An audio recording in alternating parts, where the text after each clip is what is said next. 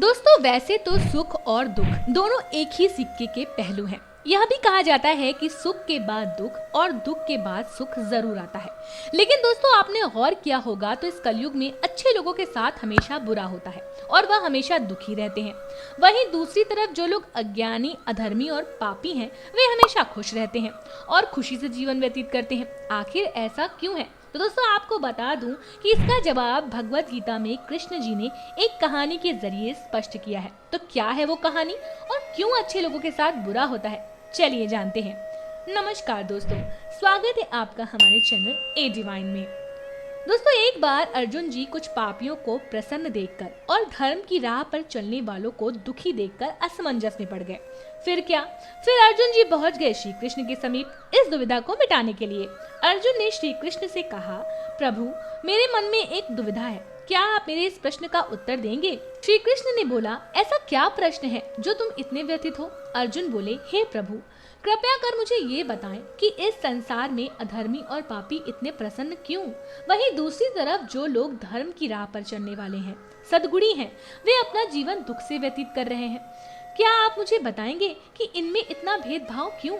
अर्जुन का प्रश्न सुनकर श्री कृष्ण बोले, मनुष्य जैसा सोचता है वैसा कुछ भी नहीं होता और अज्ञानता की वजह से वो सच्चाई को समझ ही नहीं पाता। पापी और अधर्मी ये सोच के खुश हो जाते हैं कि उनके साथ सब अच्छा हो रहा है और धर्म की राह पर चलने वाले ये सोचकर दुखी रहते हैं कि मैंने तो कोई बुरा काम किया ही नहीं, फिर मेरे साथ बुरा क्यों? दरअसल ये उन दोनों के सोच का फर्क है। अर्जुन बोले, मैं कुछ समझ नहीं पाया कि आपने क्या कहा। तब श्री कृष्ण बोले, चलो मैं एक कथा के माध्यम से तुम्हें ये स्पष्ट करता हूँ। एक गांव में दो पुरुष रहते थे। एक पुरुष साहूकार था। वो साहूकार धर्म की राह पर चलने वाला था। वे नित्य मंदिर जाता, पूजा पाठ करता और दान धर्म भी करता था। वहीं दूसरा पुरुष अधर्मी और पापी था। वो मंदिर तो जाता लेकिन पूजा करने नहीं बल्कि चोरी करने। उसे दान धर्म से कोई लेना देना नहीं था। कुछ समय बाद एक दिन बहुत जोर से बारिश हो रही थी, इसीलिए उस मंदिर में उस दिन पुजारी के अलावा कोई नहीं था। इस मौके का फायदा उठाकर उस अधर्मी पुरुष ने मंदिर का सारा धन चुरा लिया।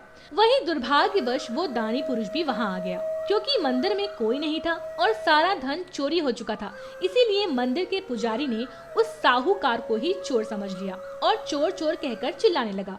यह सुनकर वहां सभी एकत्र हो गए और उस साहूकार को मारने लगे। बचते बचाते वह जैसे ही मंदिर के बाहर निकला, फिर भी दुर्भाग्य ने उसका साथ नहीं छोड़ा।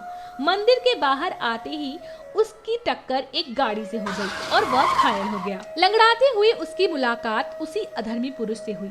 वह साहूकार से बोला, आज तो मेरी किस्मत ही चमक गई। आज मुझे एक साथ इतना सारा धन प्राप्त हुआ। चोरी मैंने की लेकिन इल्जाम लग गया तुम पर। उसे इतना खुश देखकर उस साहूकार को बहुत दुख हुआ, जिसके बाद ना तो वो मंदिर जाता, ना पूजा पाठ करता और ना ही दान धर्म। यहाँ तक कि उसने अपने घर के अंदर रखी सभी भगवान की तस्वीरों को भी बाहर निकाल के फेंक दिया।